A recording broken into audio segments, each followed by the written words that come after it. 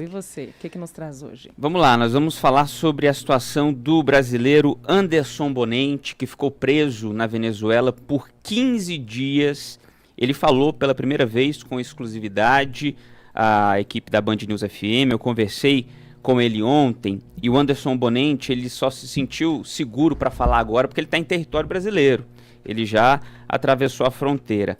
Ele saiu de carro no polinho dele para fazer uma viagem por 6 países aqui do continente, aqui da América do Sul, e passando pela Venezuela, ele foi tirar uma foto e fazer vídeos em frente ao Palácio de Miraflores, que é a sede do governo venezuelano.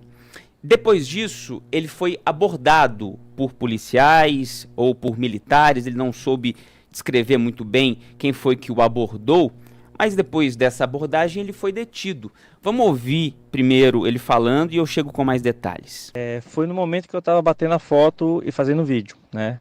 E aí um rapaz lá ou o Exército ou a Guarda Nacional, né? Um desses dois, enfim, ele me abordou lá, né? E perguntou meu nome, pediu identidade, pediu para olhar o celular e tudo mais. E aí eu expliquei que eu bati a foto como turista, né? E aí ele ficou uma meia hora olhando lá, chegou um outro cara da Guarda Nacional do Exército que fica lá no Palácio Miraflores, não sei qual é dos dois. Chegou outro lá e ficaram conversando lá, e aí me chamaram para uma entrevista, né? E aí me pediram para eu acompanhar ele até uma entrevista. Aí a partir daí começou toda a situação.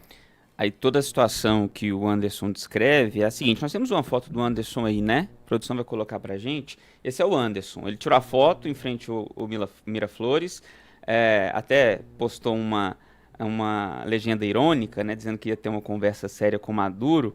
Aí depois que ele postou essa foto, ele foi abordado, mas ele disse que foi coincidência, não foi pela ironia, foi pelo fato de ter fotografado e estar filmando o palácio que ele foi abordado.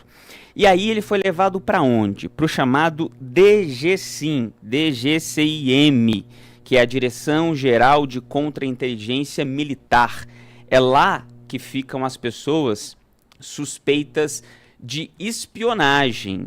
É lá que a ONU disse em 2019, um comissário das Nações Unidas para Direitos Humanos disse que acontecia tortura, né, para quem fosse espião, estivesse ali de olho nas ações da ditadura venezuelana. Então ele ficou detido por 15 dias, disse que não foi torturado em nenhum momento, mas ele ficou ali numa situação meio complicada, porque ele dormia num colchão, não podia sair, estava com o celular apreendido, estava com o veículo dele, o carro dele apreendido. Ele me disse até que quando foi liberado, tinham trocado a bateria do carro dele, botaram uma bateria de carro velho, a bateria do carro dele estava novinha, e ele me disse que só foi liberado depois que a família dele ficou muito preocupada com a situação. Um amigo chegou e ia até a Venezuela, aí procurou a embaixada brasileira, disse, olha, o Anderson, meu amigo, estava por aqui e desapareceu, o homem sumiu. E aí um representante da embaixada brasileira, no 14º dia de prisão dele, foi até o local, conversou, e aí no 15º dia ele foi liberado. Ele diz que só acha que foi liberado por conta dessa intervenção da embaixada brasileira, senão ele poderia estar lá até hoje, porque ele me disse que tinha norte-americano, tinha peruano, que estavam há meses no tal do DGCIM. Aí eu perguntei, como é que você ficava lá, o Anderson? Como é que você dormia? Você não podia sair? Você foi agredido de alguma forma? Ele disse não foi agredido. Aí explicou mais ou menos como ele ficava por lá. Vamos ouvir. Lá dentro das salas, eles davam colchão para todo mundo, tá? Deram colchão para dormir. E de dia a gente ficava na cadeira lá, né? O dia todo lá na sala, sentado, em pé, enfim, na cadeira. Tá? E de noite o colchão. Eles trataram normal a gente, não agrediram ninguém, não maltrataram ninguém. Esse é o relato do Anderson. Isso mostra muito como está sendo a ditadura venezuelana lá, né? O negócio está pesado, a repressão está pesada, manifestantes que se mostraram contra o regime de Nicolás Maduro que diz que é o vencedor da eleição sem atestar que de fato venceu, quem se manifesta contra ele de fato sofre uma repressão e até prisão, né? O Anderson Bonente me disse que tinha venezuelanos detidos, presos lá também.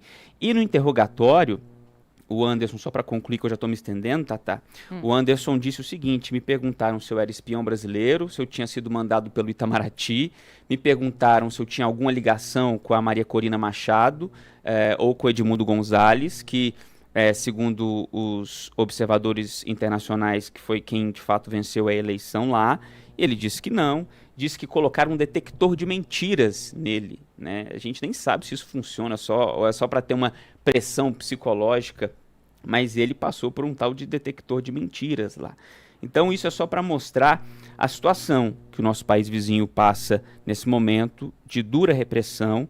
O governo brasileiro não reconhece a vitória de Maduro, mas também evita uma declaração mais contundente contra o chavista, né? Inclusive o Brasil tem sido atacado recentemente pela ditadura venezuelana, respondeu dizendo que em um tom muito mais brando do que os ataques venezuelanos, mas de fato a gente ainda espera uma postura um pouco mais dura do governo brasileiro em relação a tudo que vem acontecendo na Venezuela.